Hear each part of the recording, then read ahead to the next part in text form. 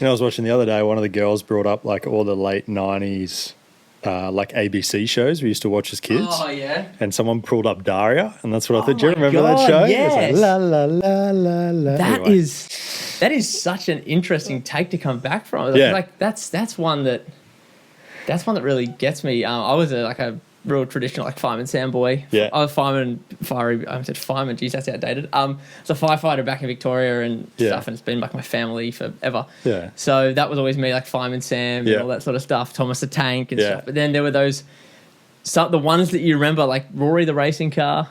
I don't remember Rory. I see. For me, that was like the same people that made Bob the Builder. Yeah, okay. So- Because what year were you born? 99. Oh, okay. So there's just that little, but I know all those ones because my sister is 30 this year, and you are. I'll be 32 this year. Okay, so you'll be watching the same shows as her. Yeah. So yeah, it's crazy, that sort of thing. She like, and I was a Wiggles kid. She was Teletubbies. Yeah, okay. So that missed me. Yeah. Did nothing for me. Yeah, like all the weird dress ups, no idea what that is. Right. Completely missed me. Yeah, I would have been a Teletubbies kid, but I think we left too early in the morning for me to actually ever watch it. So it'd be on at like 8 or something, and I'd have to be out of the house at 7 or 7:30 to get to school or get dropped off to like before school care.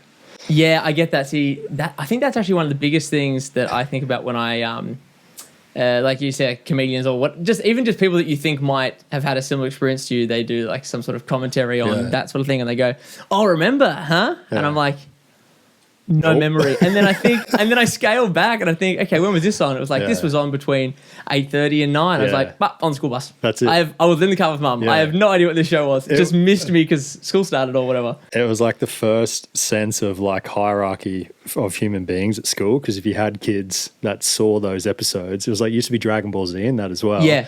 Then you knew their parents were dropping the kids off at school, like right on school drop off. Whereas like for me, I missed all those because I was at school like at like 7 or like super early because I had to get dropped off before my mum went to work.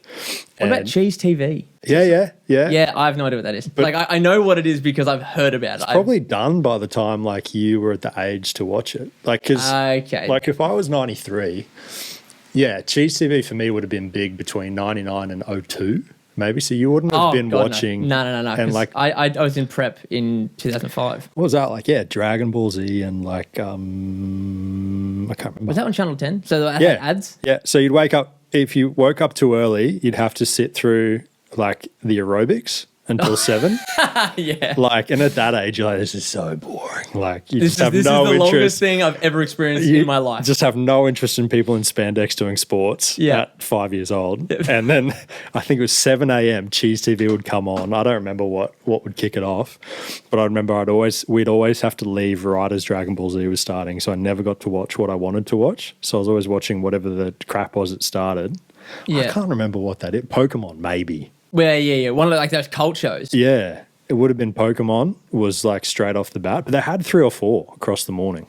Yeah. Yeah, that's nuts. See, the thing is, crazy that we just started there. Do you want to talk about music at any point? Do you want to introduce yourself at any point? Well, like it just like brought like it was the whole la la la thing with Dario, because then. Oh yeah, please put the context in, because I'm not going to include the sound check in this, so therefore they'll have no context as to why we started bringing up. Yeah, because the girls, like my partner and our housemate, like have kind of this no TV rule, like no shows after 6 rule at the moment. Like they're trying to make it a real Zen palace, and I'm into that.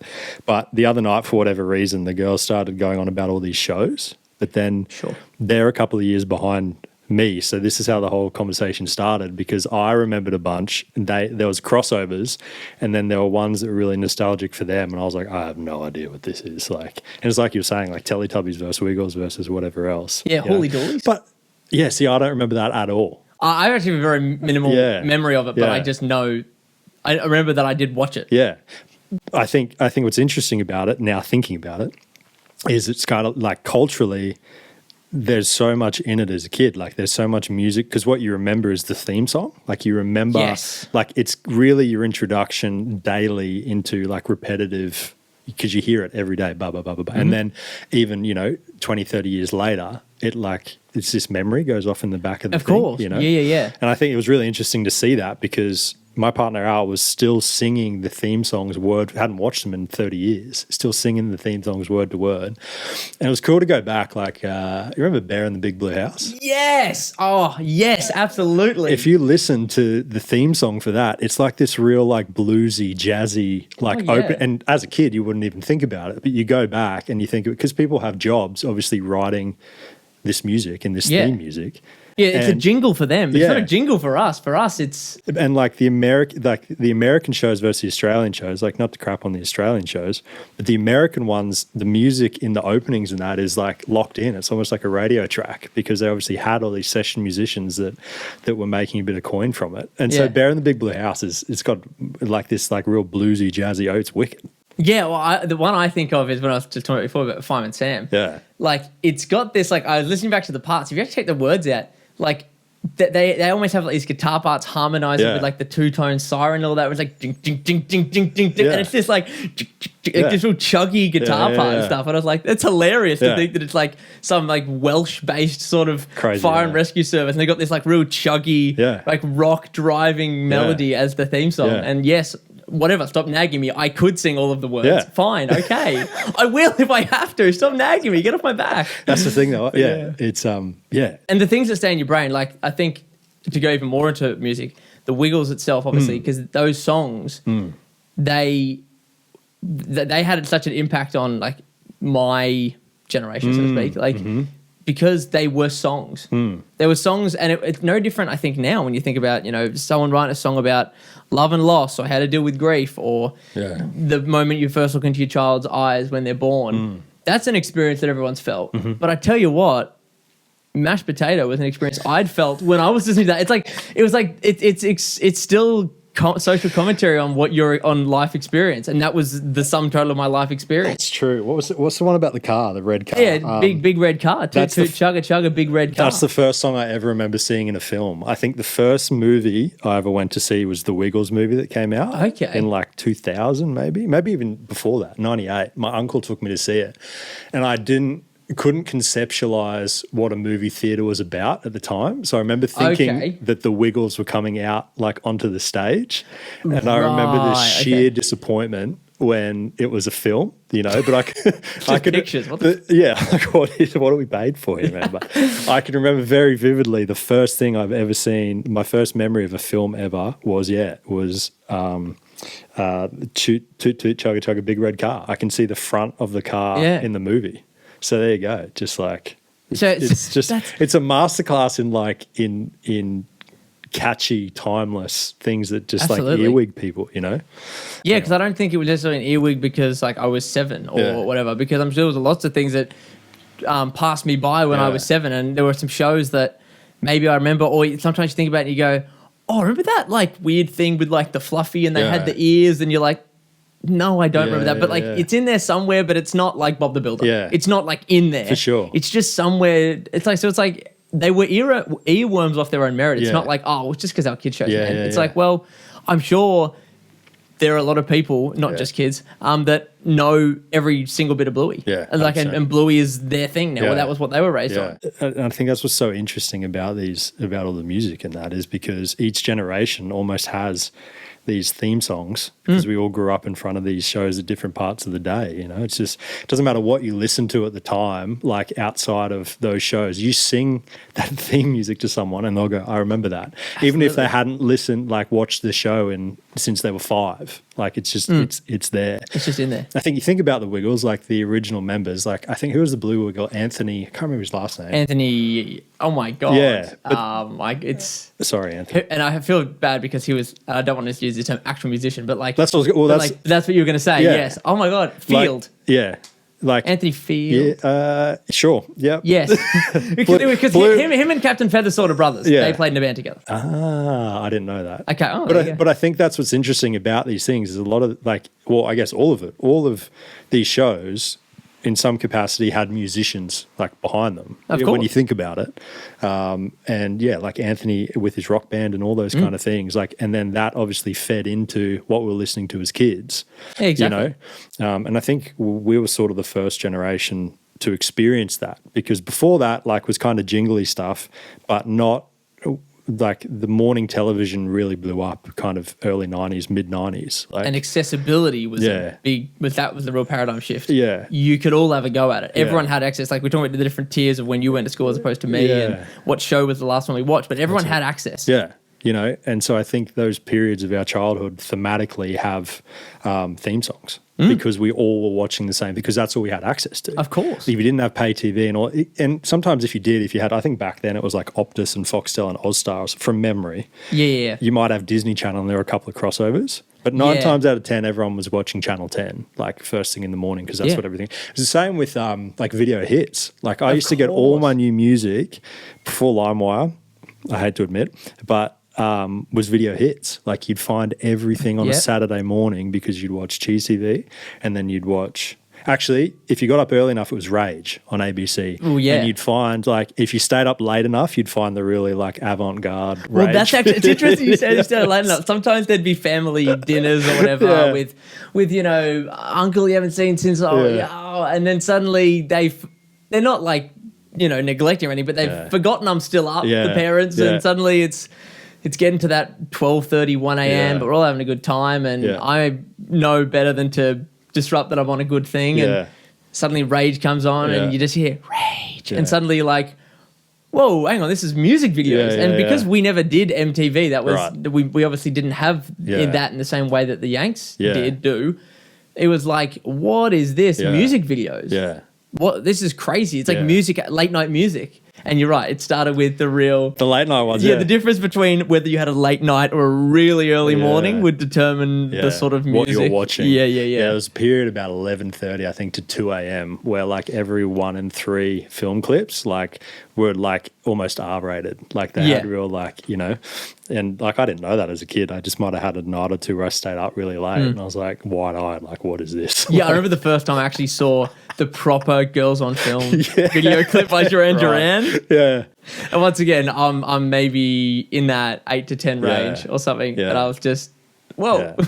what's this? It's so It's not about cameras. Yeah, that's it. It's all different. Like Yeah. it's just thinking about it. I didn't know this is what we were going to talk about at all, but like thinking about it now, we were sort of that last generation to experience all of the same things. Like I know now For sure. a lot of kids in that have got similar shows and but everything's really split too. Like we were really bottlenecked into like basically Channel 10 and ABC, I think, as kids. And so we all culturally here, what we were watching was all the same. And so you've got a whole generation probably from 91 to 2002, maybe born, where like there were massive crossovers and everyone kind of knows what you're talking about. Like, I don't know what it's like now, like, but I feel like that would be more spread because there's access over so many things and it's worldwide. Like, Of course. kids with TikTok and kids with all the things have access to 1,000,001 things, and so all talking kind of different languages in terms of what they're watching. But it's interesting looking back now and being able to bring it up 30 years later, 25 years later, and everyone's like, yeah, I know. Yeah, exactly. Like, We have just locked in on Yeah. this completely unexpectedly. and just the I think thinking about it now, what I like about it is that like everyone, as I said before, thematically, you can hear those theme songs as your childhood theme songs. You know what I mean? Like, Yeah. I feel like maybe we were the only generation to have that. Like maybe generations previous might have had a song or something that was on their radio or something that was on whatever. Hit of the time or something like that. Yeah, You know? but that was ingrained into our every single day. We would listen to the same things, and it was really like in my mind that time capsule.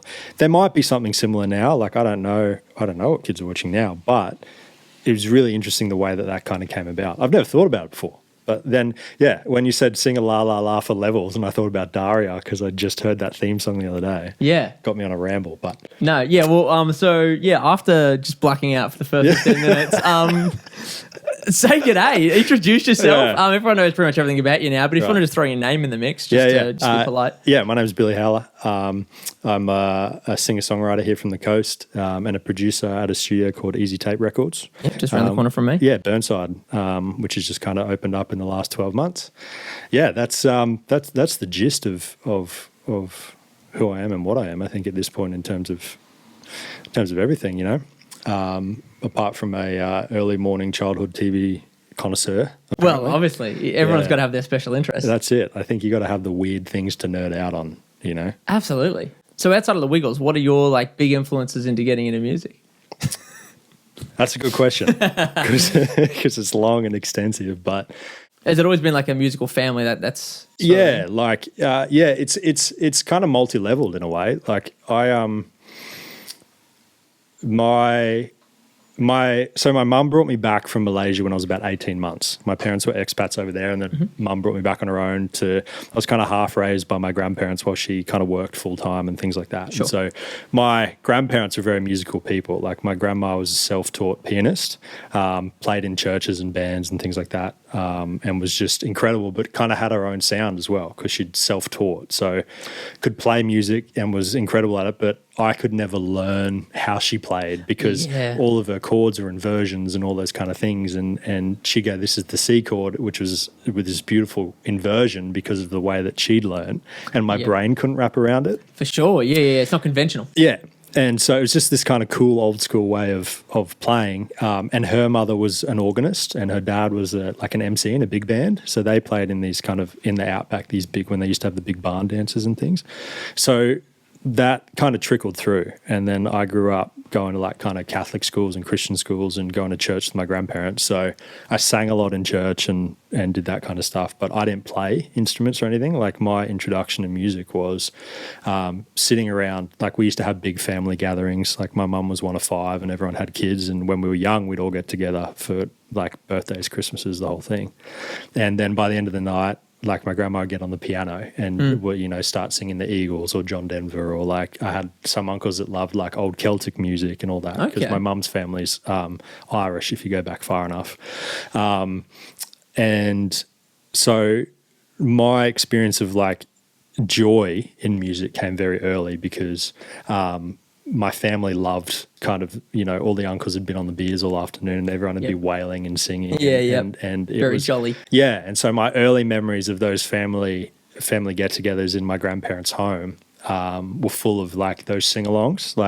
And so that really introduced me to music outside of probably what I would have been listening to as a kid. Totally. Like I think the first single I ever bought was I'm Blue. Do you remember that? Like I'm Blue. Oh my God, yes. I was going to say, surely it doesn't mean that. Yeah, okay, that was crazy. the first single I ever bought. So as a kid, like you're still tapping into like what's pop culture at the time. Of course, yep. But musically, I think I was being taught subconsciously about a world outside of pop culture.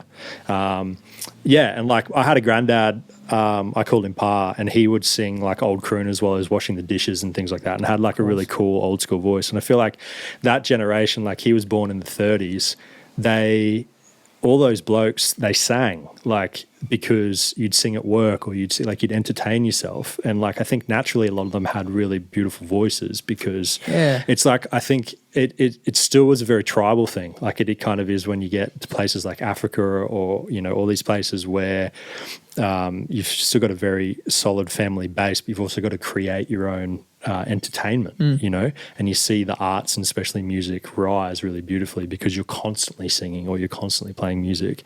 And I think that's what I kind of saw early on was just music a part of life, like you'd sing these songs when you're playing the dishes or when you're with your family, you sit around the piano or like, on a Sunday morning, you sing all morning at church or whatever it is. So that was kind of my introduction to it, And my mum at home was like a huge audiophile, like big music fan. So the classics at that time were like Springsteen, Fleetwood Mac, Clapton, the Eagles, who else? Crosby, Stills and Nash maybe a little bit, but she was also a big country music fan. So like I was also sort of raised on Alan Jackson, if you remember Alan Jackson. That was like the CDs that were always on repeat. And so those are kind of the things as a kid that were always on in the background, like probably wasn't what I was putting on, but I was kind of put onto them.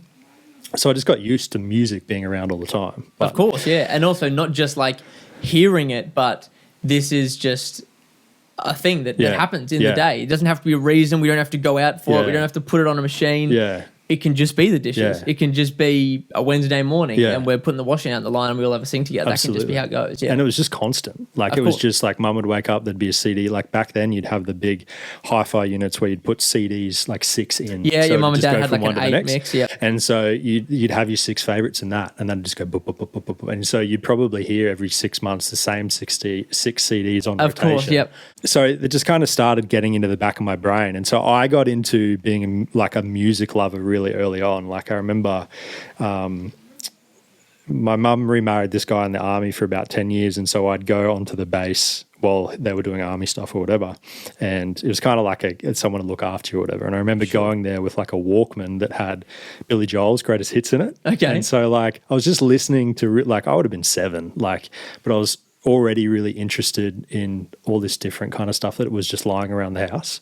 So I just find CDs and put them on, and I just found a real kind of enjoyment with that. So I feel like I just was developing this library in my brain, you know, because I'd sing at church or I'd like whatever, sing and dance around the house or whenever I could, but I wouldn't say I was inherently musical. Like I wasn't playing an instrument. I wasn't like, I was just kind of like running around the backyard pretending I was fighting aliens or whatever it was, like using my imagination. And so I kind of always thematically had music, you know, as a part of my life. So if I was to play a song, I could tell you the period in my life that song or that artist in general took me through, like, or I grew because I was listening to their music, you know. Like senior year, I think my top 3 or 4 would have been like John Mayer, D'Angelo, Kings of Leon, and probably Michael Bublé. Like it was it was always like a real big mix, you know. And I think I was just, my brain was decoding what was happening like over these tracks over the years, because there was always something playing in my head. So that was kind of my introduction before I even picked a guitar up. Like I just always had music on, always had music like in my ears, like always was trying to search for new music and was a real audiophile in that respect. But I would sit like in assembly at school and look at, like, I would have like these funny kind of like dream visions of like playing music on that stage at school. Like, and but I always thought the music was this thing that you were kind of inherently born with. Like this concept, you had it or you didn't, you know, because I tried to learn like music from my grandmother and my brain just could not comprehend, you know. And I was like, well, it's just not for me playing, you know. So I kind of idolized all these musicians and all this stuff and the idea of playing music, but hadn't really dipped my toe into it, you know. And then just before I was 21, my mum passed really suddenly, and she'd brought me, I'd put a guitar on lay-by when I was about 19, and she'd gone and paid it off for Christmas because I was only earning like enough to pay for my car and rent at the time or whatever. And after she passed, I was like, well, I need something to really throw myself into. Like at the time I was like, I'd worked as a personal trainer and I was working at a bank at the time selling credit and things like that, and I just was like, this just isn't it. Like I didn't have that thing that was just lighting me on fire, and I was so scared to pick up the guitar because I didn't know how to play it, and I was scared of failing, I think, more than anything. Like I wasn't excited to learn and to fail, and I just had this thing in me that wanted to be good straight away. And when I wasn't, I struggled. So I struggled to even pick it up and learn what a chord was. You know, I'd had some mates in high school that played guitar really well that tried to teach me, and it just never clicked. And so having that with kind of my earlier experiences, I was like, this is never going to happen, you know? Yeah. And then I just realized that I learn differently and I have to try things in different ways and all that kind of stuff. So, the timeline of it, kind of, mum passed and I kind of started learning to play and things like that. And then maybe like a year and 6 weeks later, my pa passed. And I thought in that period in between, I hadn't thought about music as a career. I just thought about music as something that I wanted to learn. And I thought I'd just trek around the world and do all these things. Like I had other things on my mind that I thought I was going to do.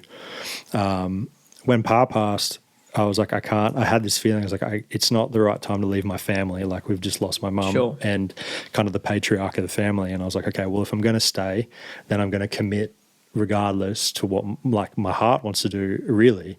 And that was music. And I'm like, okay, if I was living in Brisbane at the time, I was like, okay, if I'm going to do that, then I'm going to go all in on music, you know? And that's what happened. I bought myself a Les Paul and I had all the gear and no idea at that point. Like what I should have had is a shitty acoustic guitar that I had. You didn't have the same guitar? I would have had the acoustic still, but by that point, somewhere along that line, Hendrix had come into my life. Stevie Ray Vaughan had come into my life. So you didn't want that. Clapton had come back. Yeah, I didn't want that shit. Yeah. And I was really like, I just dove into the world I dove into their world, and then I dove into who the people that they looked up to, their world. And so I went in this blues deep dive, and I think it was probably very thematic of what I was going through. And so I'm like, okay, what were they playing? So then it was the Strat and the Paul, but like I didn't know the difference between a lot of these guitars at the time. I didn't know the difference between a single coil and a humbucker or a P90. I didn't know the difference between, amp settings, tube amps, all the things now that, are second nature. So I went to the music store and said, hey, like I want to try playing this. And so they'd hand me this massive Les Paul and an amp, but I also was still piecing chords together. I was still, and I think I was always a bit of a backward learner. Like I learned how to play bar chords properly before I learned how to play open chords, and I learned how to write before I learned how to play other people's music. Like I always struggled with covers. I struggled with all those things. So I used that time to write myself. Like, and so I started just writing what I was going through and what I was feeling and all those kind of things. And I had like a business coach at the time who was also like a medium. Like it was a really interesting time in my life. And every week she'd be like, hey, like, have you written a song? I want to hear it. And at the time I hadn't sung in front of anybody or whatever else. And so she was really pushing me to get comfortable sharing what I was doing, And if I went back now, I'd cringe. But what it got me used to was like sharing, basically. And so I kind of started doing this deep dive at the same time of learning about all these people that I was really inspired by at the time. And I think a lot of people go through this real big Hendrix stage when they start picking up guitars, a lot of them when it comes to lead guitar playing in the classics and all that kind of stuff. And then that naturally leads you to Stevie Ray Vaughan. And I think because I'd grown up on John Mayer, he did this tour in like 2009, the Where the Light Is tour. That was really an introduction to blues playing for me as well. For sure, yeah. So that trifecta for me, I was like, well, I feel a certain thing when these people play guitar and I want to be capable of doing that, But I was also struggling copying what they were playing. So the back of that led to me learning about theory and learning all the things that I could do to learn what they were, exactly. Learn what they were pulling from rather than just copying what they were playing. Yeah. Had you gone and seen much live music at this point? Yeah, throughout my high school years, like I went and saw heaps of live music. Sure, okay. Like I was just like festivals. I think we had a period where we had so many amazing acts come through Brisbane in the space of like 12 months. It was like John Mayer, Coldplay, Kings of Leon. Who was the other one? I can't remember, but anyway, massive concerts, like huge, like what is whatever the big one in Brisbane is, like 20,000 people. Well, the Entertainment Centre? Yeah, it would have been that. Yeah. Okay, so it still would have been that then. Full to the brim. Okay, yeah. And I remember Kings of Leon when they came out. They'd been my favorite band since I was like maybe 12. I think I'm on Call came out. I remember seeing that on Rage and being like, sure, what is this? Okay. And this is when they were going through a little bit of like a dark emo-ish kind of phase. Yep. Yeah. But I'm on Call was huge, and On Call it was called. And that album, I'm trying to remember what the album was called, but that album just absolutely took me away. And I'd been a huge fan of theirs kind of ever since. Anyway, yeah, this gig comes out and Caleb Follower, who is the lead singer, he comes out and there's a cigarette hanging out the top of his ES 335 or whatever guitar he plays.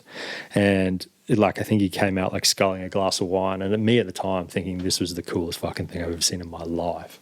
And I remember looking at the guy on stage and everything just kind of fell into play. I just had this thing in me that was like, this is for me. Like, this is what I want to do. Love like, this. Yeah. This concept of this live show and all these people here and the energy, and like I was just like, but I couldn't play a chord, couldn't play a lick of music. Like it was this seedling of like this love of live music especially, but just the energy of the place. And so I had some really, I think, pivotal live moments that happened at really pivotal times in my life, like 15, 16, 17, where I was really developing who I was about to go out into the world as. And I think those concerts really kind of rounded that out for me in a way. Yeah, because you got to see what you actually wanted to achieve. It was tangible. It was there. Yeah, because it was like, oh, well, this person's doing it and he's 4.5 meters away from me, so therefore anyone can do it. 100%. And you're shoulder to shoulder with people that are just like, the vibe of the place is just, it just lifts immediately. Yeah. Like there's nothing like it at that scale, And I think for me, in the back of my mind, that the seedling there for me was big scale. productions, I think. Like it immediately went from A to Z. Like rather than ABC, it was like, that's what I want to do. Like big productions, because you've got the energy of a full room, you've got lighting, you've got sound, and so that thing was just this thing in my brain that it just planted that dream and that seed, I think. But it was so far removed because I hadn't written a song, I hadn't played a song, couldn't play the guitar. So it was this crazy out there dream, you know? Yeah. But I think, you know, there was a lot going on in my life and my family, like my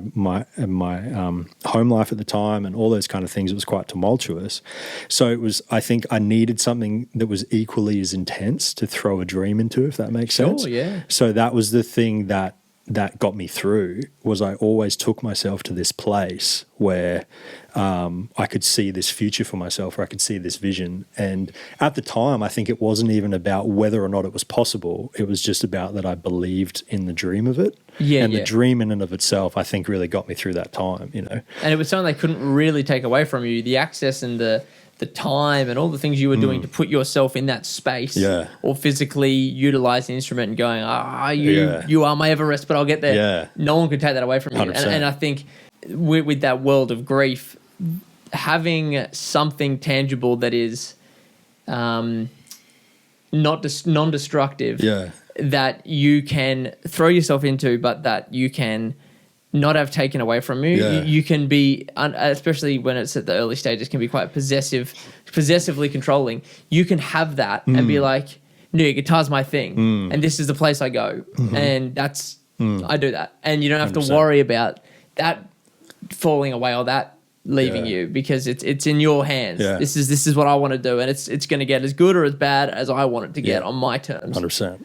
It's the one thing you're kind of in control of, because if you just show up every day, and it's I think it's a real pure form of alchemy, because you're taking an experience and you're turning it into something that is pure and positive and creative, that you can then, if you do stick with it, if you're stubborn enough or persevering enough, you get to a point where you have something to share that relates that process of alchemy, you know, and then what you do share can affect people positively, you know. Absolutely. And it can be the things then, like the songs that get you through your teenage years or your grief or all those things, you can then be the next person in line to share that with somebody, you know, because of your own process, you know. And I think that way of throwing yourself into the music, or throwing whatever it is, like whatever your art form is, you know, for some people that might be accounting, like, but they do it in their own way. Yeah, they just want to get stuck into the numbers. It's the thing that they take their challenges in life and they allow that to alchemize and become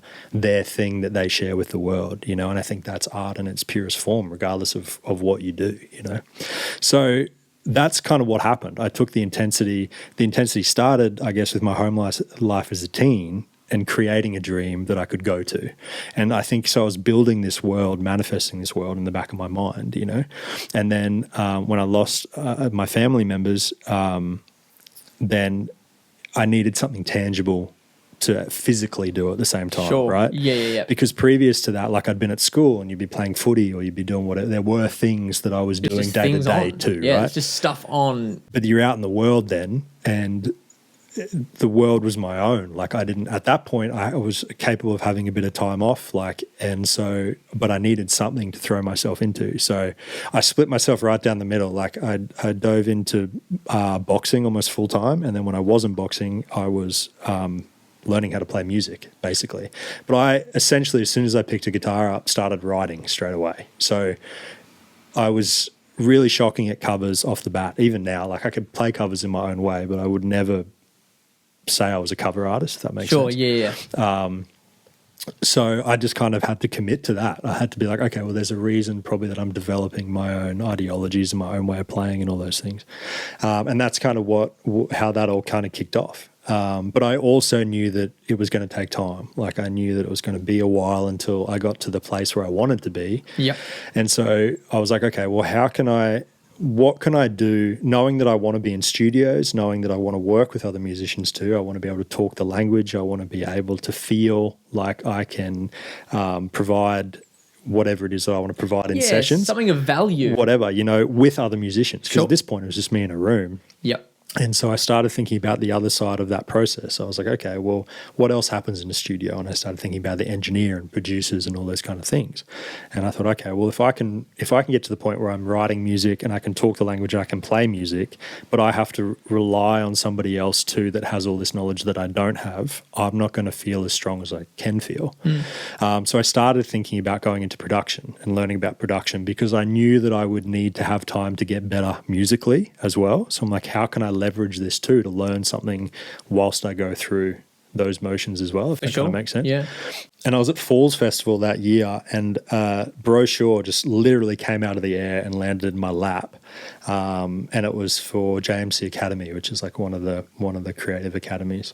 And right there was like a audio engineering and sound design course, and it just clicked. And I was like, oh fuck, this is what I'll, Yeah, there we go. Yeah, let's do it. Wow, that couldn't be more serendipitous. So, get me into a studio, Yeah, absolutely. And originally I was going to do it in Brizzy, and I went to the open day and then I was like, oh yeah, this is cool. But at the time I was dating a girl who was from Melbourne, and she wanted to study film, and she's like, well, I wouldn't mind going back to Melbourne. And I was like, well, I haven't been to Melbourne since I was a kid. I'd lived there for like 9 months and had to move really quickly and abruptly. So I'd never really got to finish my life there in a way.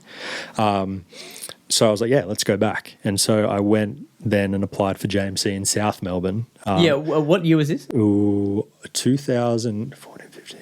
I started at 2016. And you would have finished in? 2018. That's crazy. We would have literally been studying at different universities, different private institutions, walking distance from each other. Were you at SAE? No, I was at Collards. So I was around off what's his face street? Name escapes me now. Starts with B.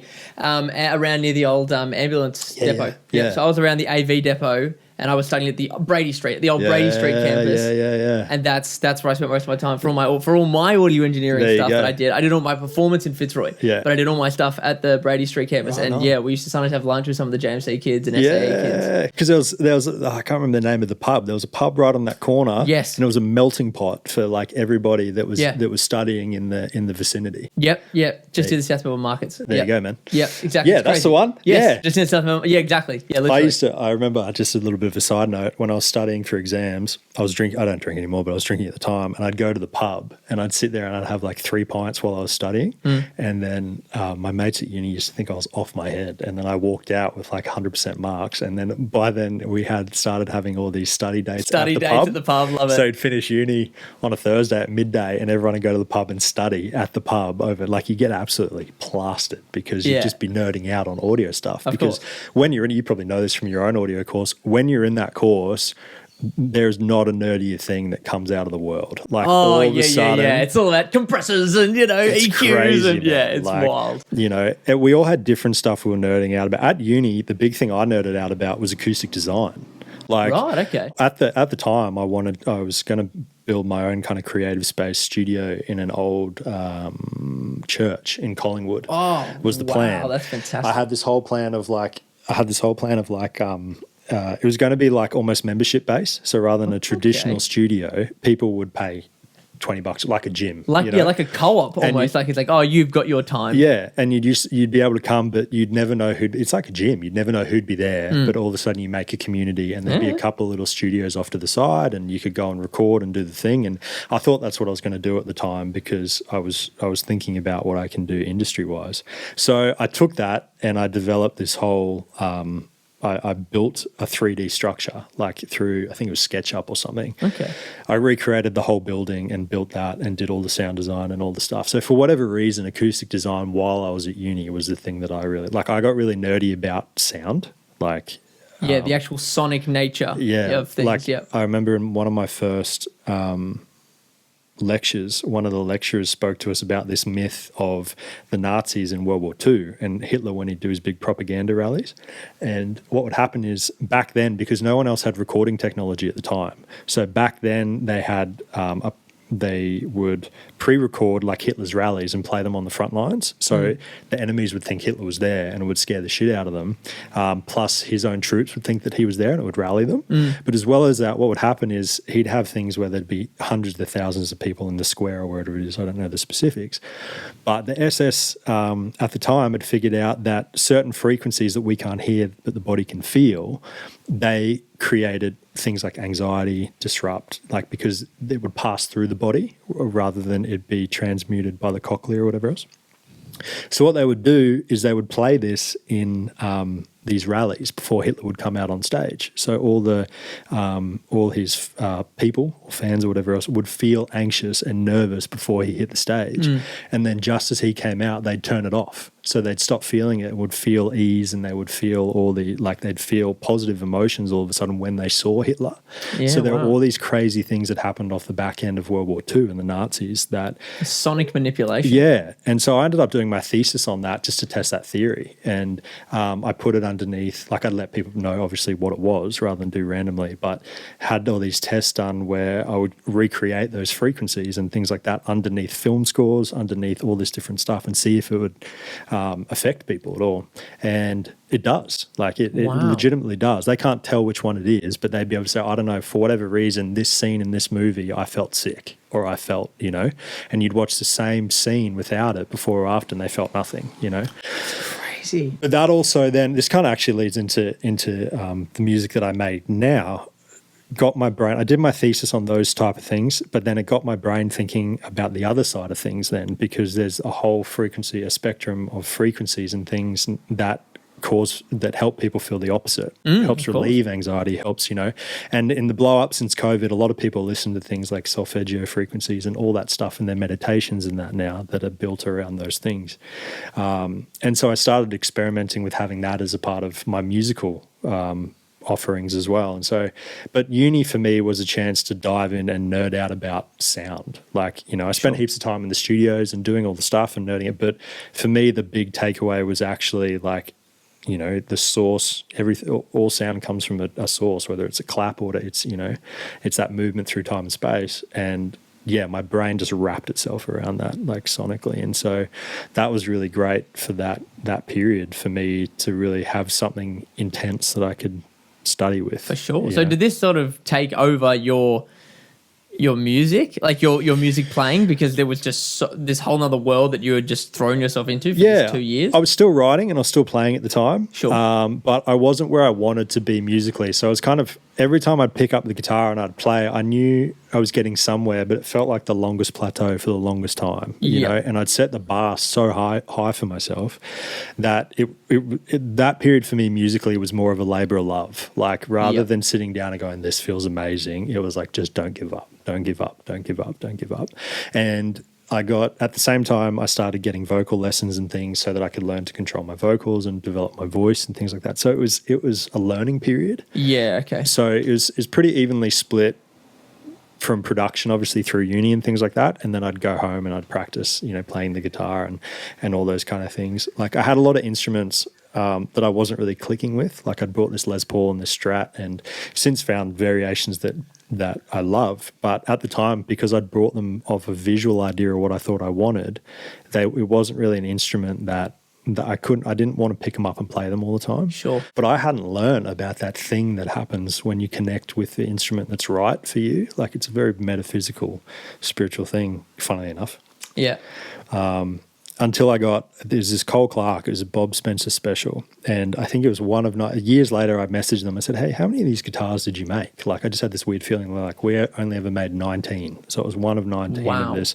And it was the first instrument I'd ever picked up and it felt like home. Like I just wanted to play it constantly and I wanted to have it in my hand constantly. So I think in that process, I'd learned what an instrument needed to be to me as opposed to like buying it because I thought that's what I needed, if that makes sense. Yeah, absolutely makes sense. So I started clicking with the instrument personally, and so I think I took off then when I had that Cole Clark because there wasn't a period where I wouldn't play it, and I've seen kind of leaps forward in my playing and things like that. So yeah, so to answer your original question, it was kind of split half-half. Like it was a very Yeah. big learning period for me. Like I took to my course like a duck to water. Like I absolutely threw myself into it 110%. And at the same time, I was trying to improve musically, but I was still well off because I was trying to figure it out my own way, you know? I Yep. sort of tried to have teachers, never clicked. Like it's just not the way my brain worked. And I actually didn't know that about myself yet. Like I learn, I guess, differently to how a lot of people learn. Sure. And I had to find my own way through it, you know? And for me, that's doing the deep dive on theory and knowing what I'm playing and why I'm playing it to then be able to play it, if that makes sense. Yeah, exactly. Where some people are happy to just look at the shapes. Like I don't know if you've ever seen the movie Drumline, but Yeah. like he can't read music. That's the Yeah. whole thing. He's the lead snare and he Yeah. can't read music. Right. But he could watch anything you're playing Yeah. and get it first try. Yeah. Because he's just got that. Yeah. That's the skill he has. He actually does not have a theoretical bone in his body. Yeah. But the skill he has Yeah. is that he can copy and he'll be like, oh, can you just play it for us? Plays it for us. Yeah. Now it's like, oh, of course you can read it then because you've just played it back to me. For sure. Until he gets found out on the big stage Yeah. that he actually it's just hieroglyphics. He has not the faintest idea what any of it says. Yeah, absolutely. And that's such a like he knows that and he's trying to hide it, whereas Yeah. you've discovered that Yeah. the way that works for you Yeah. is to understand the full holistic For sure. view of it. Yeah. You know, and I would, if I had to read music now, I'd have to sit down and I'd have to work it out. Like I could work it out, but Yeah. if you put music in front of me, I would, you know, my grandmother, you put music in front of her, bop, bop, bop, bop, bop, bop, bop, bop, her brain just speaks in that code. Yeah, You know, but that's just how I've always been. I found out is like I need to know everything about everything, you know. So I needed to know everything from you know, keys, chordal structure, modes, the whole thing. Like just because my brain doesn't let go until it knows. Like it might Sure. be this survival thing. So I was throwing myself into that world Yeah, because yeah, really a couple of years previous, I didn't even know why I would play a C and an A minor in the key of C. Like I didn't know why. Is that they're different? I just It's knew like, that well, somebody- they're yeah. not different, but why? Yeah, I just knew that somebody told me that I should.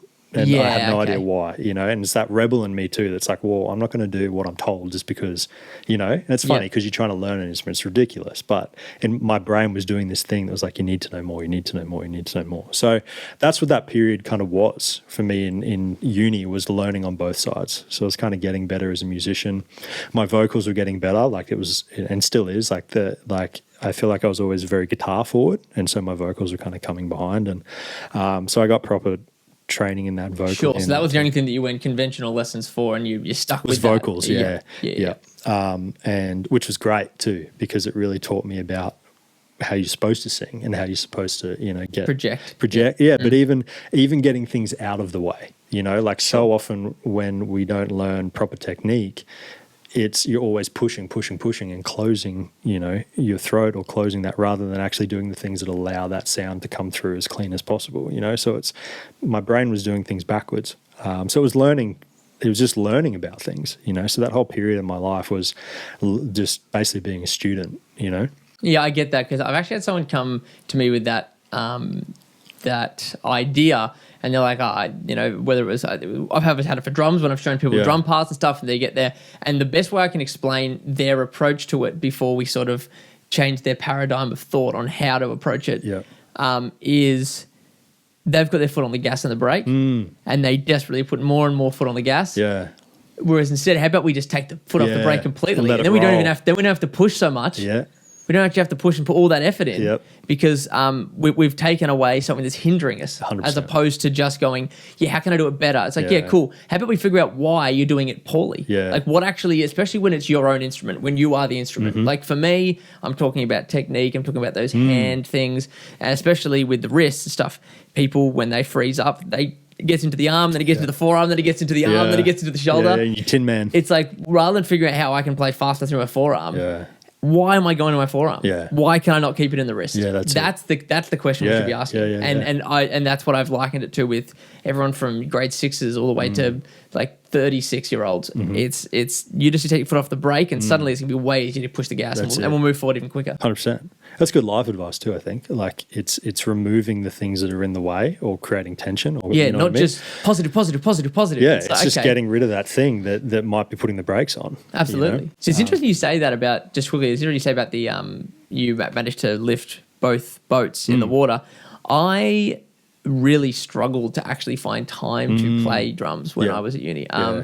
I had a drum kit that I loved and I wanted to play it all the time and all this stuff, which is not the one I have now, but I'd look at it on the way to my bedroom and I'd just sort of look at it and go, well, it's not today. Or maybe it's because I'm assuming you lived in the city or surround. St Kilda. Okay, so I lived on the Monash Peninsula. So I was doing 3 hours travel a day for the same equivalent as you. Yeah. So for me, once you add in work and stuff, I'm already bombing 3 hours of the day. You have a class finishes at 4. There's no way I'm playing drums when I get home. 100%. Didn't have an electric kit like I have now where I could play. So it wasn't because mum and dad were hard asses. It was just disrespectful. I just couldn't be doing that. So I was like, well, if I'm getting up at 5:15 and I'm getting home at the very, very earliest 5:15, what hope have I got to be able to play my instrument? So I used to basically just yearn for the breaks. Not saying I didn't love studying, but I would yearn for the break because I'd be like, look how much music I've done, Mum. I'm doing music. Yeah. But then I actually haven't played drums in a while. So I actually found that I stagnated on the instrument outside of playing in bands. For sure. Because I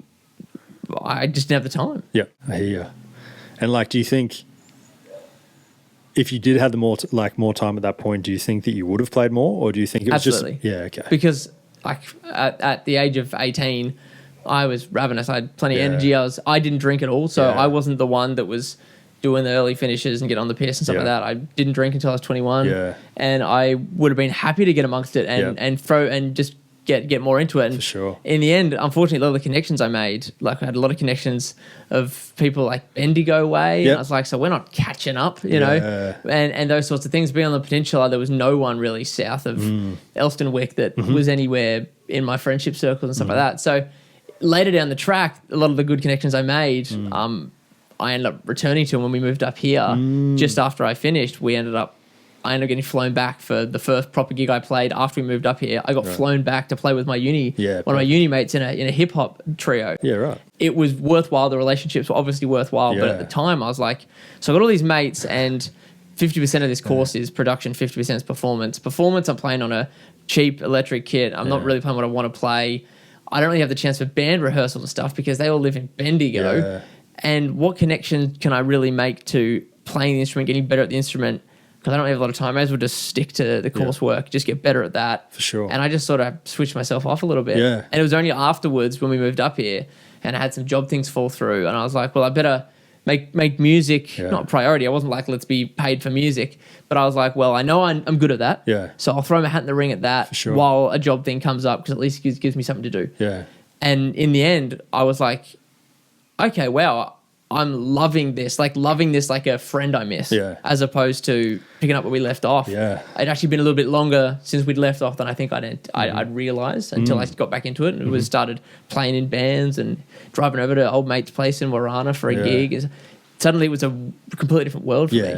Yeah, and sometimes it's funny, like sometimes having that gap, even though you wouldn't have chosen it for yourself, sometimes it's forced upon you. Sure. But then it comes back even stronger, you know, and better. And it's funny how you see it in hindsight, but at the time, it's like something's wrong here because I can't play, you know, in your instance, I guess, like I can't play drums or I don't have time to play drums and things like that. But potentially too, looking back in hindsight, that allowed you to come back harder and faster, you know, when you did have the time and all those things.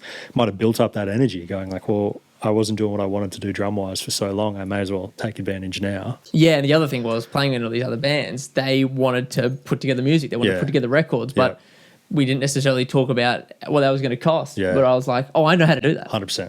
Yeah. Suddenly, I'm wearing 2 hats now. Yeah. So it's like, oh, I know how to do that. Yeah. You can talk the talk. Yeah. That way, it was like, okay, not only are we speaking the same language, which was a good first impression to make with new musicians. 100%.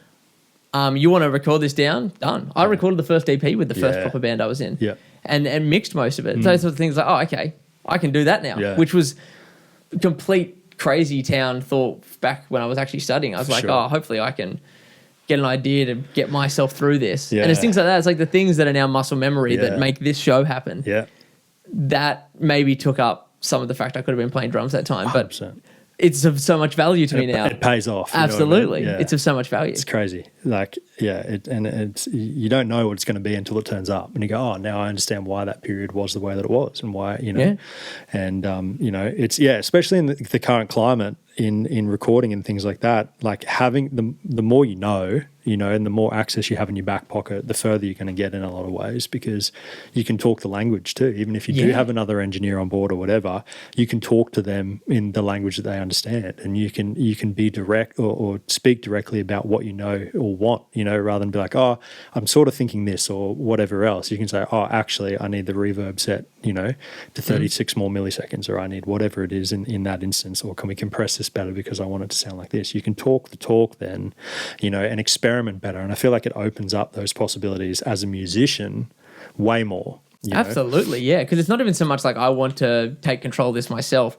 I would just like to facilitate the message and communicate it at a high level. Makes it so much cleaner. Absolutely. If you're playing at a 10, but the way it's coming through, or the tonal variety you've chosen, or maybe not chosen, it's just what's been given to you, is at a 3, and you can't communicate that better than a 3, then your performance is a 3. 100%. And because you don't know why it's not working. Like I had this issue the other day. The headphone jack was only giving me right. And I was like, well, normally if it's broken, it'll only give you left because it's mono. Did all this stuff. And it took me like 30 seconds to troubleshoot it because I knew all the different ways to troubleshoot it. And then we just got to an answer. Yeah. Not knowing what's wrong, or not even knowing what could be wrong. Yeah. That even if you're just able to level that and you're like, oh, this vocal sounds... I don't know. It doesn't have a lot of, you know. Yeah. It's dry. Yeah. Is what you meant to say. It's dry. It doesn't have enough reverb. It's dry. Okay. Well, now we've just cut that in half. Yeah. 100%. And now we're both speaking, as you say, the same language. And I think as a musician too, it really helps, and it really turns me on to know what works for me and what doesn't when I am working in a studio. You know, if I can go, okay, well, you know, I like a certain type of reverb and a certain type of, like maybe if you can add a certain type of tape at this thing, I know my voice sonically and with the harmonics works really well with that, you know.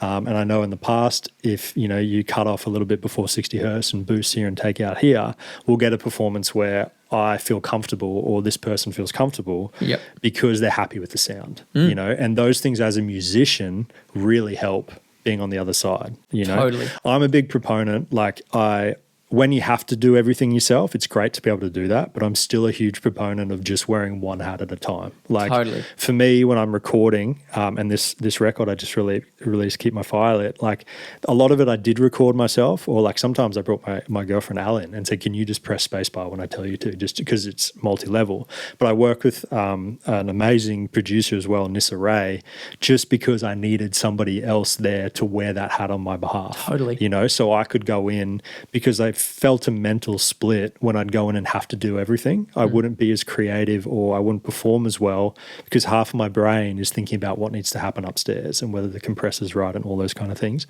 So I'm actually, having the knowledge is one thing, and being able to wear multiple hats is incredible. But I'm a very, very big proponent of, if you can, give hats, like have a team, like or even if it's just one or two other people. If you're going in to be a performer, do everything that you can just to perform, you know. And it's good to have that knowledge in the back end. Like not everybody has to go and do an audio course, but there are things that you can learn that will help you in the studio too. Like I would argue like the best place to start is what works well with your sound, you know. So say you're a guitarist, outside of just your pedal board, learn what mic placement is the best for your cab, you know, whether it's center to the cone, if it's off center to the cone, you know, whether you need to compress on the way in, just little things, you know, whether it's your voice, you know, mic placement. A lot of people, and this is something I went through on my last record, is you're taught to put, you know, the mic right there, you know, as you sing, but 9 times out of 10, especially as a singer-songwriter, if it's just you alone in a room, majority of the singing you do isn't straight up like this. Like you're actually looking down at your guitar the whole time. So vocally, you really develop at that angle as well. And I wasn't getting the sound in my record from my voice that I was used to. And I was like, this isn't right. I'm doing everything that the book tells me to do. You know, I put the mic off center to pick up whatever side of the mouth or whatever. I was like, this isn't it. This isn't me, you know. And one day in a flash of insight, I just took the mic from here and put it down here and sang that way. And that's what you hear on the record, is my voice as it sounds in my head, because I was singing in a completely opposite direction of what you're told, right? And I think as a musician, it's really good to learn the things outside of the book that actually work well for you. You know? Because there's a set standard of like, do this, set this up, you know, if it's drums, do your overheads like this, or set up like this and things like that. But developing your own unique sound, I think is worth more than 1,000 books. You know? Yeah. Understanding the principles so you know which ones you can break nice and easily and comfortably is phenomenal. And having that book learning is fantastic to be able to go, well, there's some things I'm never going to, I'm not going to put a 57 in the kick drum and put the D112 on the snare. Right. I'm just not going to do that. Yeah. But where am I going to put the snare mic? Maybe Yeah. it's going to be somewhere else. Yeah. Those are the things we can maybe break those rules, and we can be a bit flexible and just see what happens. For sure. And it's interesting. I was recording drums with someone I had sitting in that hot seat the other day, Yeah. Mr. Oscar Campbell, and Oscar and I ended up doing drums here and recording drums here. Yeah. And same thing. He wore his producer hat a little bit, Yeah. but I've been playing the tracks for weeks Yeah. for the live show, so there wasn't really anything he was giving me. For sure. But I didn't touch a thing. I just played drums for 2 hours. Yeah. And it was an absolute game changer. Yeah. Because I was like, oh, that feels shit. Just run it again. Yeah. Sorry, I know exactly what I did. Run it again. Yeah. And then we did it. And he had enough drum nous to be like, he could speak the language that I wanted to speak. Yeah. But my experience normally with drums, because people go, I don't know how to speak that, whatever, is if we can both help understand where the result is, Yeah. you don't need to tell me the process because I'm the professional at the drums. For You don't sure. have to try and figure out how that works. Yeah. I will get to the result we're aiming for. If you Yeah. reckon it's too busy, you don't have to try and tell me what that means. I will just be less busy because that's my world, is the drum part and actually what it is. Whereas you get that, a little bit of feedback from old mate in the seat, but I don't have to touch the buttons. I'm just focused on it. I'm like, yeah, so you want it stripped back. Okay, now I spend the next 5 minutes thinking about how to strip it back, not the 5 minutes going, okay, so track back to the start, and if we do this, Yeah. and did I make all the mics are working? So Yeah. I'm out of it now. Yeah. I've come out 100%. of it. Yeah. Different hat. Completely. So I agree. Even when I'm on my own turf playing songs that I know back to front, having someone there to bounce ideas off, as well, like if they're musically inclined, but just if it comes to just facilitating the buttons is a real game changer.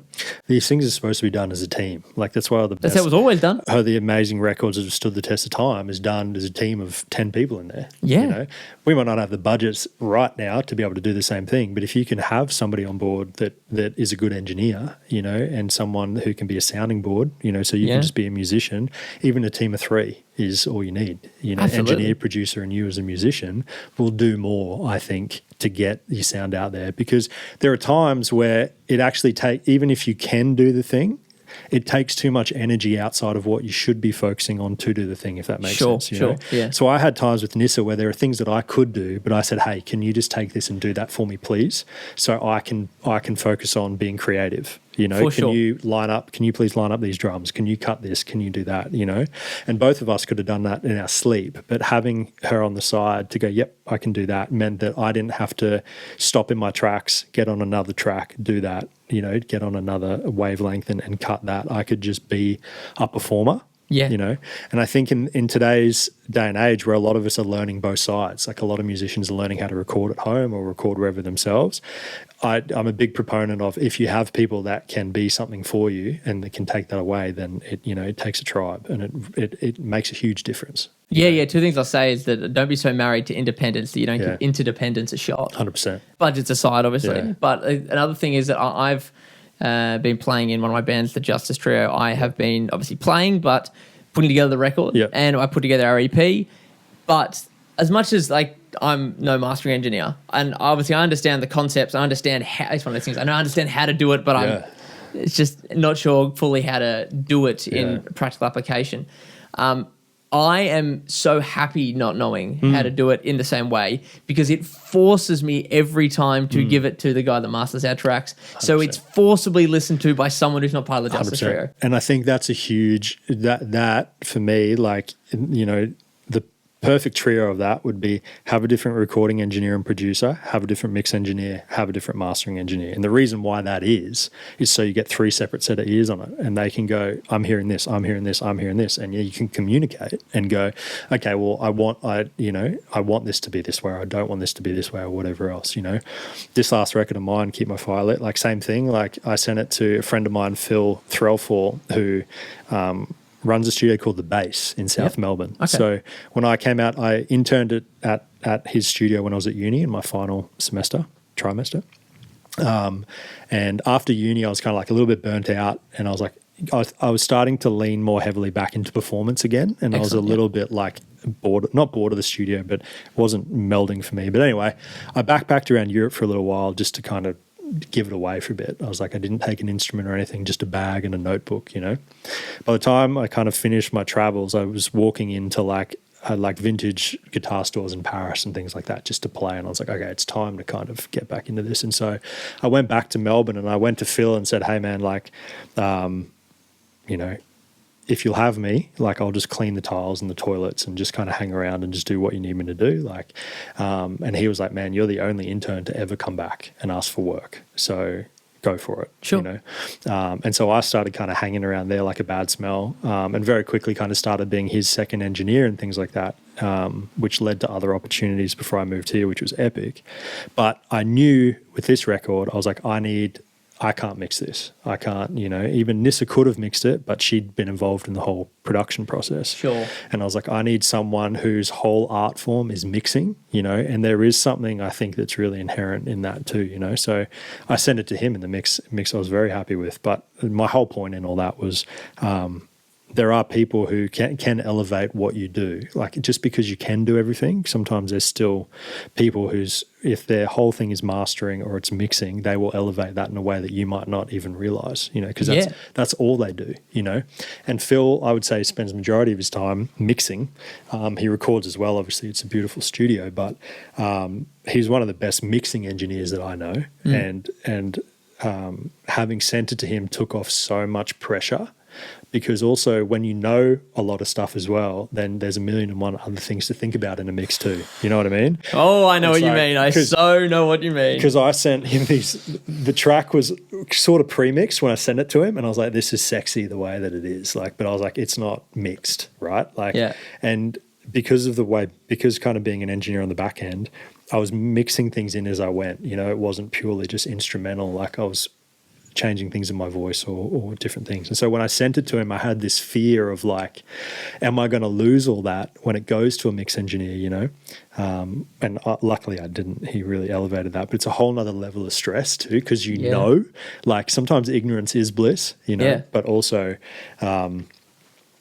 it's good to know, and it's also a devil at the same time, because then you're like, oh, what about this? What about that? What about this? What about that? You know? Yeah, absolutely. But it's all part of the fun, you know? Absolutely. So what's the song about? It's kind of a two-parter. So I wrote the song acoustically, like at a time where I was in a thing that I've since found out people call a situationship, which I had no idea what that was about. Oh, those dating terms, breadcrumbing, gaslighting. It's like, mate, maybe she's just a shit person. She was a lovely person, but it was a situationship, and I didn't realize, you know. Yeah, sure. And very early on in it, there was this kind of I won't go too far into the story, but this something had happened this one day that had made me feel essentially like I wasn't good enough, you know. Sure. And I wasn't trying to write a song about it. I have the way that I write is it kind of comes from this intuitive emotional place. Like, I don't sit down and go, okay, I'm going to write a song about this. I'll just be noodling on the guitar and things just come out. That's how every single one of my songs has come out. Yeah, cool. And so these words just started coming out of me, and I was staying with a mate of mine at the time, and he heard me playing and he's like, man, this is a great song. Like, you know, and it was just 4 chords on the guitar. It was pretty mellow. But I really liked the song as it was, like just as a song, you know. I wasn't like, this is a song about a situationship in this thing. I was just writing about what I was experiencing. Sure. So lyrically, the song is about essentially going through those things. But there was a thing in me that at the time wanted to commit anyway. I was like, I don't want to give up on this thing because I feel love, or I feel, you know, all this. And I feel like there's something past the wall that this person's putting up. And so the song for me was almost like a personal reflection of how I felt about the whole scenario. I was like, okay, these shit things are happening, but also at the same token, I feel like there's something past this at this point. For sure. And so the song is that progression through how I'm feeling to, okay, well, you know what, I'm going to double down through the fear and have the courage to maybe be treated like shit, maybe fall on my face, maybe, you know, have my heart broken, but I'm going to commit to the fact that I can choose love and be loving and be kind, even in the face of me about to, you know, potentially be treated like shit, you know. And as with any situationship, it's got its good and its bads, and they don't, you know, work out. But it taught me a lot. And so the song is lyrically about learning. It was a growth period for me where I chose that, you know, I chose that above purely what a person was doing at face value, because I could see what was past their own pain and things like that. Because that's the other side of situationship too, is a lot of the time people have been treated like that themselves. and then as a protective mechanism, they do that to the next person. Yeah. And it goes back and forth, person to person, as a big zigzag. Or they potentially don't actually have they don't have the acute introspection to go, oh my God, and they do the Spider-Man meme and they realize they're pointing at each other. They don't actually realize that they've done it. And that's a big part of it too. Totally. And I had things that I had to learn on myself as well. So that situation for me held up a big mirror to me, being like, all right, well, this is what you're not looking at, dude. So the song's kind of about that too. Sure, okay. But then sonically, the way the song actually came about as a single, I sat down to actually track all my songs acoustically. I was just going to do an acoustic album of like 12 tracks just to get some music out there. I was like, it's time. It's been 10, 11 years. It's time to share. And I sat down in the studio one night and I was trying to track everything acoustically and it just wasn't it. I was like, this is not happening. And so I always thought Keep My Fire Lit would be my go-to, like my first single. And so I was like, all right, let me just pull up. I knew what the BPM was. I knew what the time signature was. I was like, let me pull it up. I did a scratch acoustic track. So I just recorded just a real loose acoustic and I pulled, I kind of have a bit of a ritualistic way that I track. So because everything, like the way music comes to me feels very intuitive and it's very kind of in touch with kind of that spiritual side of my life. I meld those two worlds because I think my music really comes from that too. And so I've got a rug, like this Iranian rug that I roll out, and I've got things that are very sort of ritualistic to me because it helps me get to that place where I don't feel like it's my ego trying to make music. It feels like it's coming to me. I'm just getting it sharing down. it. Yeah, I'm just getting it down. And I'm just a vessel, right? That's how it feels for me. It's like, okay, well, if I can get myself out of the way, then I can trust what comes through because I feel like it's coming through for a reason that's bigger than me just being egotistical about needing to be a musician, quote unquote. Sure. And that's sort of what it's about for me, because it's about connection for me with other people and sharing my story and hearing other people's stories. So I did the whole thing and then I was like, okay, well, what do I feel right now like I need to do? And so I just pulled the tom drum out of the kit and I just started playing along with the click track. It's a 3/3 track. So it's like and all of a sudden this real tribally like drum kind of came out. Yeah. And I just was like, I just tracked that. I pulled up mics and I just tracked that. I put that under. And then I just started for the first time having fun with the recording process. Like rather than being in there going like, I have to do this, I was like, well, what just feels good to do? Yeah. So I started on the tom and I made the bum, bum, bum, bum, bum, bum that you hear kind of in the lead up to the track. And then I grabbed the bongos out and I just started playing the same patterns on the bongos. And so I started there. I started with this kind of tribally hand rhythms more than anything. And then I went upstairs and I was like, well, let me just be crazy. And so I took the bongos that I'd recorded, split them up into a bar, and then I sent that. I just downloaded the Massive Passive Supernova, I think it's called the Supermassive, which is like a big reverb thing with all these presets. And I'm like, I'm just going to send this down a massive tunnel, like put it through all this effects and see what happens. But I know that it's in time with the song that I want to play. So I know that anything that comes out, I'll be able to use and just program, exactly, right? yep. And so I did that for hours and I came out with these things that sounded like a really deep cavern or sounded like a clock or sounded like, and I made maybe like 60 different samples from this bongo that I'd played with all these different effects, and I started using that as instrumentation as well. Sure. And Nissa and I at this point, I'd had a session at her studio trying to track it acoustically because I play it with my band kind of in a rockier way, and we're trying to nail that. And for me, I was just like, it's great. Like I love what I do with my band, but it just didn't, there was a lock that I was waiting for. Sure. And when this came out, it just all was like, bang, I know what this needs to be now, because it's a combination of all the things that I nerd out on. Like I listen to a lot of Western African music and Indian music and music from all over the world. And I was like, oh, holy shit, like a sound for me that was combining my worlds of what I love in music, which was like, that soulful blues guitar, whether it's John Mayer, Stevie Ray Vaughan, Hendrix, Clapton, any of those. A big one now, Derek Trucks, is like for me way up there. It gives me space for those elements, but then the stuff that I listen to when I don't want to listen to contemporary music, which is a lot of these tribally drums and all the stuff from all over the world, it was giving me an in for that too. And I was like, oh, and I just light bulb moment blew up.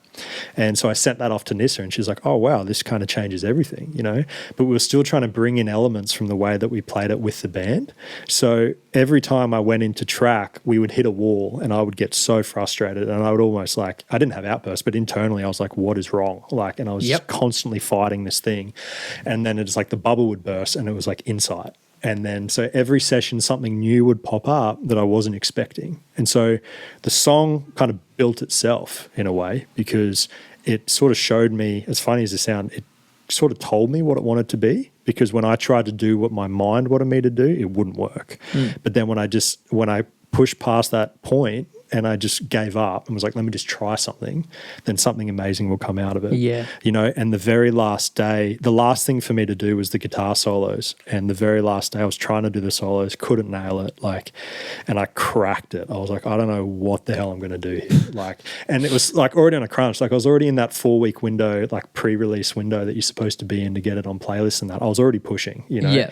And, like my distributors and that are like, you're on the clock, bro. Like we're already losing Probably time. want to wrap this one up. And we've got to get it mixed and everything. Yeah, exactly. It's still only hasn't even been recorded yet. Yeah. And I was like, I'm pumping. Like it was down to the wire. Like, and I literally hit a wall and I was like, for God's sake, you know, for lack of a better term. And I bought this really beautiful guitar from Deluxe Tone, who's a guy here in Noosa, and he'd made this one off. It's called a Chieftain. It's a single pickup guitar that I now use for slide, and I hadn't used it on the track at all.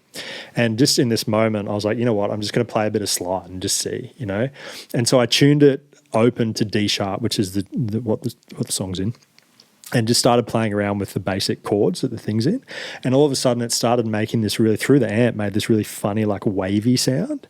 And all of my music history stuff down the line just went bang, bang, bang, bang, bang in my brain, you know. And my start, especially with the guitar, was with blues music. Like I went right back, like to the source too, like, you know, to the history of how it started in especially the South in the US, cotton fields, slavery, all those things. Yeah, absolutely, yeah. And whilst those stories, you know, belong to other people, the fact that the music has come through and developed and that spoke to me and that's what got me into music in the first place, I just remembered like call and response. And that's what blues is really built off, is I say one thing and you respond. And with a lot of the blues greats, they'll sing something and then respond on the guitar, or if it's two people, it's A-B, right? Yeah. Call and response. And so that's my brain for this solo, especially the last minute where it kind of takes off. I just was like, oh man, if I can match this with a solo and it be a conversation, you know. And the slide was starting to sound like waves to me, like the ocean, you know. And that for me was something that's very personal, because since moving to the coast, like the ocean for me and surfing and being by the water every day has been very healing for me. For sure. Like it's completely changed my life. And so I felt all of a sudden like there was something very personal in what this slide was doing. And so I landed this slide and it just had these perfect gaps in between for me to play these responses. And that's how it came out. Fantastic. And that was the last session. And that was something that wasn't planned at all. It came because I was trying to do it one way and it didn't land, you know, and I had to just try something just to get out of my own brain. And that's how most of the song came to be. It was sessions like that where I was like, this isn't working, this isn't working, this isn't working. And so I never sat down to go, okay, my debut single is going to be this tribally track and it's going to do and this. And it's going to have this, and then there'll be slide, and then there'll be call and response. Yeah, it just happened. I had nothing, bro. Yeah. I had nothing. And every session I would go in and something would come out of it that I hadn't planned. You know, yeah, that's cool. And that's how the track came to be.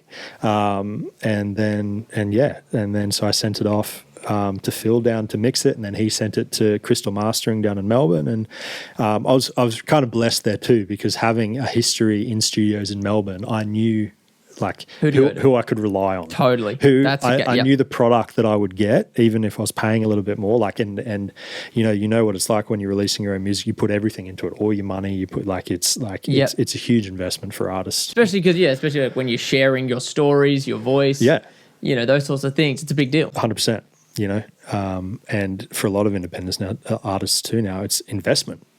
Like you're paying for rent and food, and like it isn't cheap. You know, it's a big blessing for me having Easy Tape, because another Phil who owns Easy Tape here was like, man, just use it as you need it. You know? Yeah, and it's a great space. I know people have been there and used it, and it looks like an incredible space. It's just home for a lot of people now, because, you know, and credit to Phil, he's making it work now in its infancy, so people can just come, you know, and it doesn't kind of burn a massive hole in their pockets, or like he's very flexible in making sure that people feel like they're supported there, you know. And so you have time to experiment. You have to, you know, you're not kind of on the clock going like, oh, I'm losing $100 here, I'm losing $100 here, you know, like. Yeah, and because that does not birth quality creative, quality creative performance. Yeah. Is when you're like, fuck, time is of the essence. Yeah. You know, those 100%. sorts of things. Yeah. That's exactly right. Yeah. You know, you always get better performance out of people when they're relaxed. And the one thing that takes anything away from creatives is watching the clock and thinking about your dollar and dues going down the toilet. And like you already had that enough with what your situation was. A little bit bigger picture. It wasn't like day to day, hour to hour, but it was still like, we really need to wrap this up this week, you know, sort of thing. Yeah. Yeah. And props to Nissa too. Like I would send her voicemails and massive things being like, can we do this, and this? And she'd be like, yeah, I'll get it done, you know. Yeah, she's the best. Yeah. And she's great. You know, if I was in her position, I'd be like, fuck off. Like, but sorry, I don't know who this is. Yeah. Sorry, wrong number. I changed my number. But like, man, she's been amazing. You know, my partner Al, like, immediately was like labeled her my music doula because she's like, I feel like she's just going to help birth your music to the world. And she really has. Yeah. And I think it's so important, you know, to show gratitude to the people that just kind of give, and there's been many people, you know, that have really helped me out in this track, and but that's kind of how that all kind of came together, you know. And I had this one day on Facebook, I was still on the tools at the time, I was pulling this bathroom apart, getting ready to redo this bathroom, and this was kind of back in September maybe, and I was just scrolling through Facebook while I was having lunch, and I saw this ad on one of the Facebook music groups of this mum being like, hey, my son is a drummer and he's looking for somewhere to do his work experience and he can't get into a studio anywhere. He wants to be in music. He wants to drum. Is there anybody that can help out? No one's returning my calls, you know, and I had access to Easy Tape and a few sessions coming up. So I called her, I said, hey, look, I'm not in there at the moment, like I'm still on the tools. So I'm only in there like from 2 till 9 or whatever at night after work. But if he wants to come in and just be a fly on the wall, I'll teach him what he can. Like we'll try and track some stuff if we can, you know.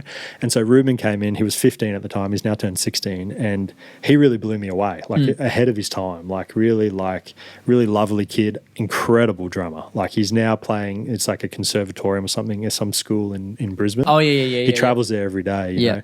And so when it came time to do the drums, I was like, do you want to play on this track for me, man? Do you just want to try and smash this out? Yeah. You know? He's like, yeah, I'll give it a go. You know, so that track, it's Ruben's very first drum track. That's like, fantastic. On a song, you know, he's now turned 16, was 15 at the time, you know, and he just smashed it out of the park. You know, there's a video hopefully coming out because Al was there, my partner, and she was filming it at the same time. Yeah. So in the next couple of days, hopefully we can get that video out there because we filmed everybody's reaction because the drums on that are huge, like, and different type of playing too. Because I'm like, man, sit on the toms, sit on the like it was like this big kind of Jungle Book vibe. You know? It's not conventional. We're not doing a conventional. Yeah. And he just took he was like, yep, let's go, let's do it. Love it. And he smashed it out of the park. And so it was just epic to have that. And it's a cool little story too, just thinking that he was on the track. It's his first recording and my debut on that. You know, I was very proud of him for that. And my lead guitarist, Cole, he was on it too. And I had him come in. He did quite a bit on the track. Like there's the main kind of riff at the back. So it's like, that's Cole. That was his brainchild. He came up with that when we were just jamming one day. And he's an incredible guitarist too. And he laid so many solos for the track that were like epic, huge. And I was just like, there was this thing in me that felt like I had to push myself to do the solos. Like I kind of had to prove to myself that I could do it myself. Yeah.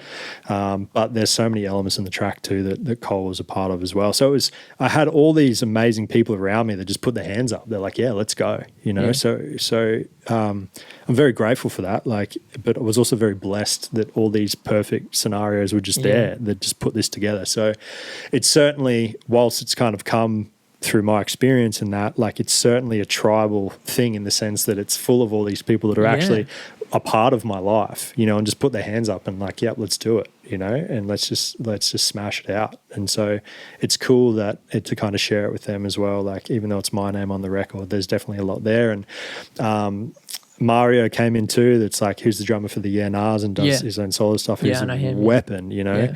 I'd had him for a YNR session in a little bit earlier, and I said, "Hey, do you want to play percussion on this track?" You know, and that was the thing that really bound it together because he was like a one-take wonder. Like, he's a gun. And then boom, like, and the track just through all of that just became, you know, what it is now, which is cool. So that's kind of the story of how the track came together. No, so that's fantastic. It's like this combo of like storytelling, which for me I think is a huge part of not just music but film or anything in art, is sharing our stories and alchemizing them, you know.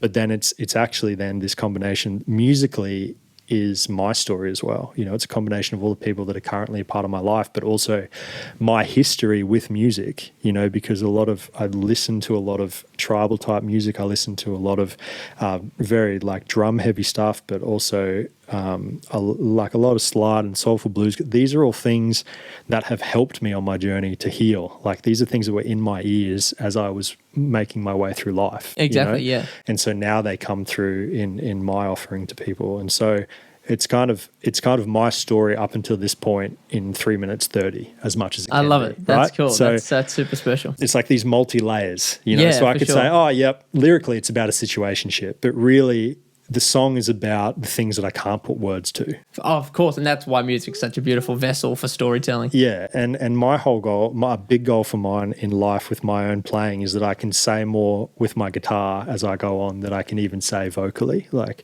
I think that for me has always been the thing that's spoken to me, has been really soulful guitar playing, and that's the hill that I want to die on, is like being able for people to feel what I feel and to share that emotion through an instrument as opposed to having to tell people what I'm feeling. Totally. So that's where my reference point is, I guess. The less I have to tell you what's happening and the more you know what's happening because of what this song is helping you to feel, then the better I feel I'm doing, you know? Absolutely. And so that's what's been really cool about the response to this track too, is people have been like, oh, like I've had some people come back, be like, at 2 minutes 30, like I literally had an emotional release. Like I can't explain what it is, like, but they're like, it just made me feel this, this, and this. And people talking about the instrumentation of the track and how the track makes them feel. I was like, perfect. That's what I want. That's special. That for me, you know, I know in this day and age we're supposed to keep pumping out tracks and it's the whole 6-week rule and all that, and I get that, but also too, like I have songs that are singular songs that will always stand the test of time for me, you know, like my big one is Lenny by Stevie Ray Vaughan, and he doesn't sing in that at all. It's purely instrumental, you know, and I'm figuring my way through it, but I try to hold a similar ethos too. Like when the time's right to get back in the studio and release these songs, then I'll trust that, because I want each song that I drop, you know, to fill that space for somebody. I want people to be able to connect to one song, you know, and then connect to the next one and whatever else. That's kind of my ethos when it comes to releasing music in this climate, you know.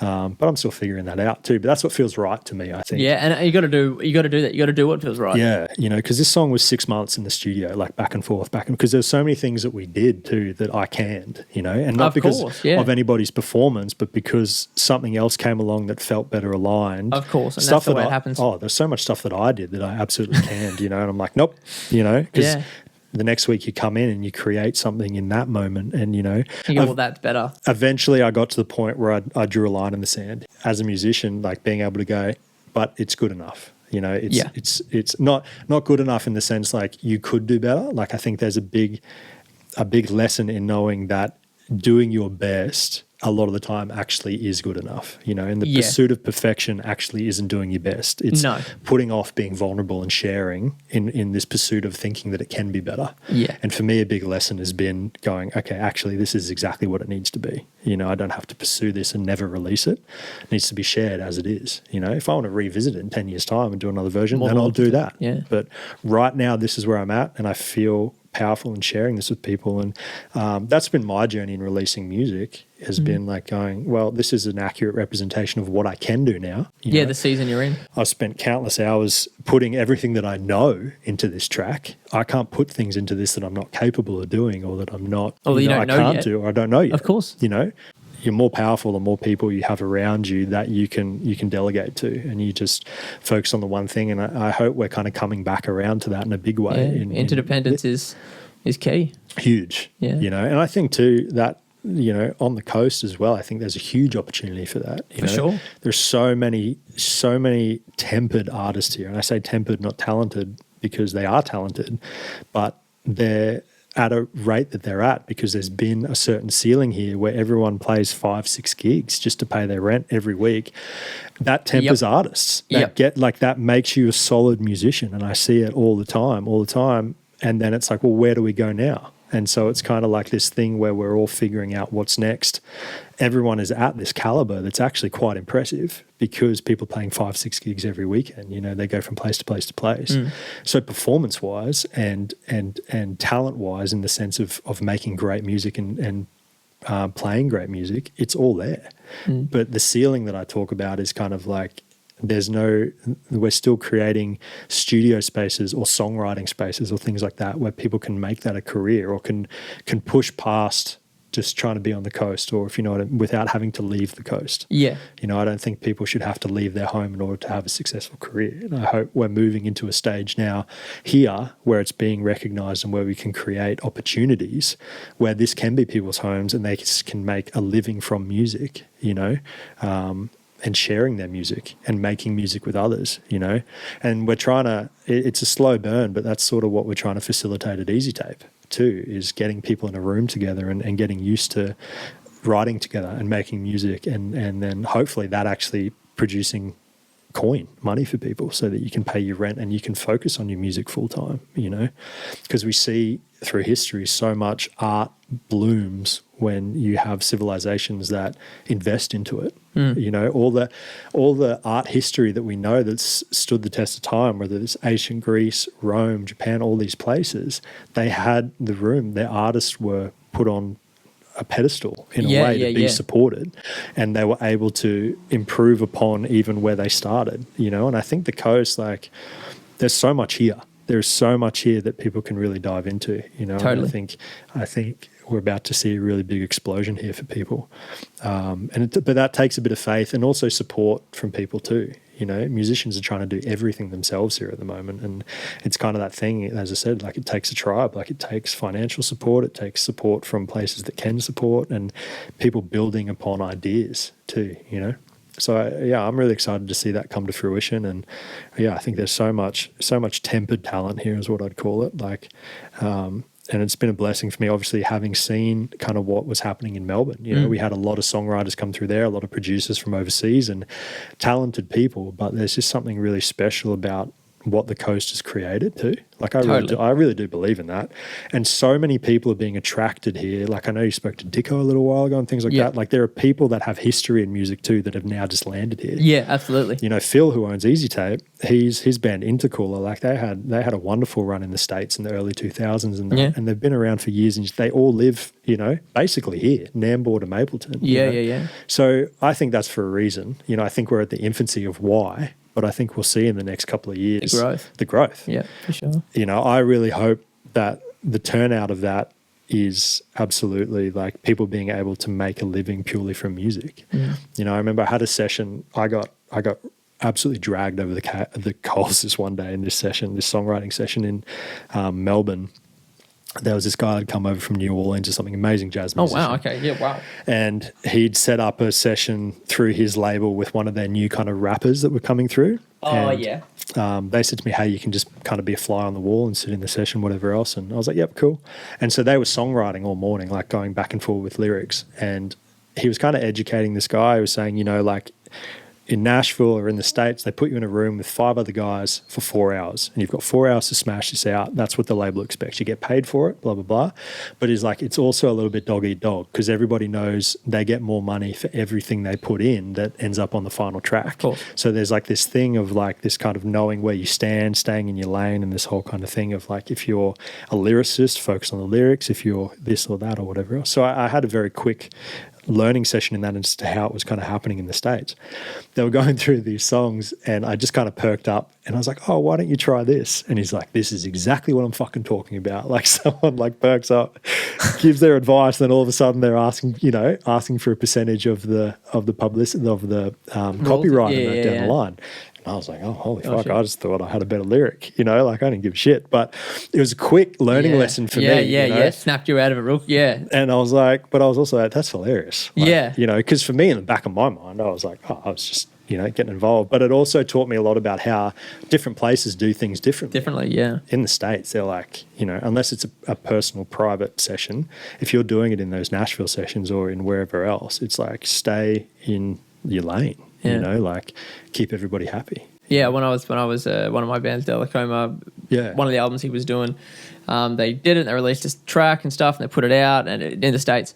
And the first couple of tracks came out, and a lot of people loved it. A lot of buzz. A couple of connections we were trying to get in New York to get some real publicity on it. Yeah. And it just ended up being fine. Yeah. And manager or label, whoever it was, gives a call and goes, "Hey boss, what's next month looking like for you?" Yeah. And he's like, "Oh, I got an opportunity." He's like, "No, we're gonna have to obviously re-record the whole album, start again." Right. He's like, Because it wasn't. Sorry. Yeah. Well, they didn't pick it up, man. It's been 2 weeks. Yeah. Didn't pick it up, so Yeah. we'll just start again. He's like, "Start again." I don't have start again money. I was like, I'm taking this record and we're going as far as it'll go. Yeah. And it's.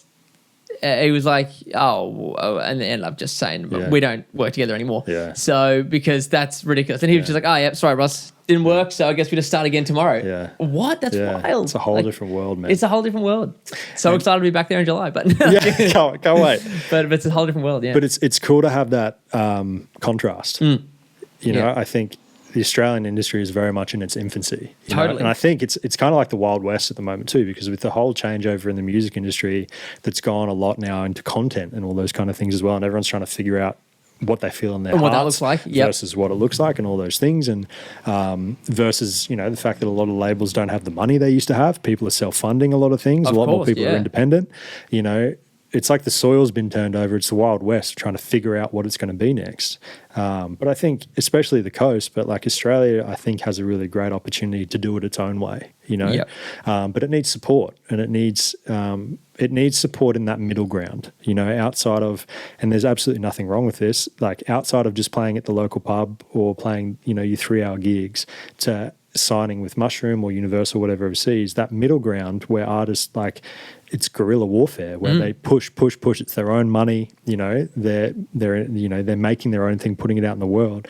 There needs to be support in there for people, and in the States that exists. Some people don't hit the massive time, but they make careers out of being musicians. Then they go on tours and things like that. They might not be making millions, but they can at least eat, pay their rent, raise a family, do all the things. And I think here we need the same kind of support in that middle ground, because that'll probably push a lot of people a lot more forward too. Yeah, those that are only held back by their monetary or time-based commitments suddenly can spread their wings. It's like the NRL in the 80s. Like all those blokes were plumbers and chippies and that, and then would rock up and go and play footy on the weekend. It was the NRL. Exactly. And then sometimes those injuries were work injuries, not on the field injuries. Yeah. And then now, people make millions of dollars to play footy. Yeah, exactly. It could be the same thing for the music industry here. You've still got people that go to work, they're bartenders, or they're chippies, or they're whatever, they're music teachers, anything to pay the rent. Once you actually start supporting those people and going, hey, here's a little bit of money so that you don't have to spend 80% of your time trying to survive and 20% of your time making music. When people actually have proper support, we're not talking millions per person, just people know now how to live off the smell of an oily rag. Yeah, exactly. They're quite resourceful. Yeah. So you don't have to give them the world, just give them enough so they can have a little bit of breathing room. I think you'll see an increase that'll just be astronomical in that middle ground, that really pushes people through. And I'd really like to see that. And I don't think there's enough money there that it can happen, whether it's from government, from council, or from private investors. It can happen. It just needs infrastructure, and I think the coast is the perfect breeding ground for it, But who knows? Yeah, lots of interesting thoughts on these sorts of things. And we could go on this for hours, because I completely agree with a lot of those nuanced ideas on how to make things just more sustainable. Just a sustainability thing, for sure. But tell the lovely people where they can find you, because we didn't really even do anything for the start introduction wise. So tell the lovely people where they can find you to wrap us up. We went into early morning TV for kids. So all the traditional stuff, Facebook, Billy Howler. There's actually a page. My personal page of all things has been the thing to blow up. Okay, I've gone from 200 followers to 7,500 in 2 weeks.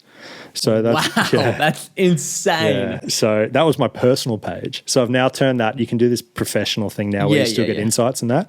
But I'm waking up to like 200 friend requests a day. That's wild. It's crazy, but it's been great because it's been in the lead up to this track. So Billy Howler on Facebook. There's a page there too that you can follow, but majority of it is on that page that you can follow, like a personal page. Instagram, TikTok. I don't mind TikTok. It's all right. YouTube, there's a lyric video up now for the song as well. And you can find, my latest single, Keep My Fire Lit. Apple Music, Spotify, Amazon, all the places. Fantastic. Yeah.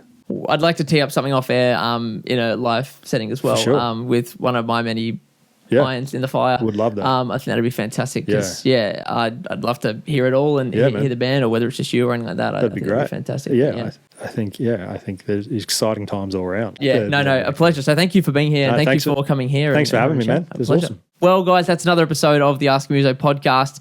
Billy's a champ. We've got a lot of good insights. And if you've made it all the way from TV drama and Fireman Sam theme songs all the way to his insights on infrastructure, on building the music industry more sustainable, and everything in between, then you know what to do. Check him out in all the places you can check this show out, me out, Apple, Spotify, YouTube, all the places. And as always, guys, until next time, I'll see you later.